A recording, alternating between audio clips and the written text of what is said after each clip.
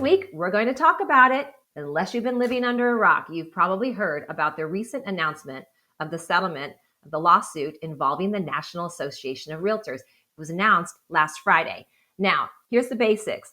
The settlement, if it is approved, and most likely it will be, will go into effect at the latest in July. Now, it could go into effect earlier if certain states and areas want to adopt it earlier, but the latest it will go into effect would be July.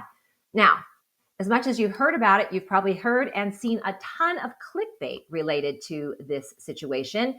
Lots of headlines talking about how it's the end of commissions, major changes, cheaper to sell your home. Well, that's not entirely true. What has changed as a result of this lawsuit is how the commissions are paid and who pays the commissions. That's the nuts and bolts of it. It's a very complicated issue. It's a 121-page document. But essentially, that's the heart of the matter. Look, at the end of the day, realtors are always paid in correlation to the value they provide their clients. And that's always a point of negotiation. That has not changed, and it will not change. It's just in the semantics of how it goes. It's kind of like if you live in South Orange County and you need to get to the airport, you can either take the 73, which is the toll road, or the 5. Either way, you're going to get there. It's just going to be slightly different, but the end result is the same.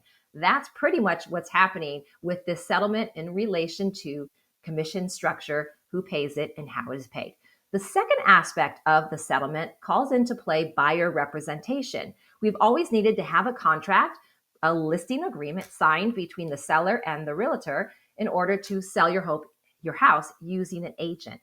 Now, with the new ruling with this settlement, buyers will need to have a buyer-broker agreement with an agent in order to see property. This is a great aspect of this settlement, in my opinion, because as a buyer, you really need great representation. And that happens when you select one agent to dedicate themselves to your cause and to protecting you through every step of the way in what is everybody's largest investment.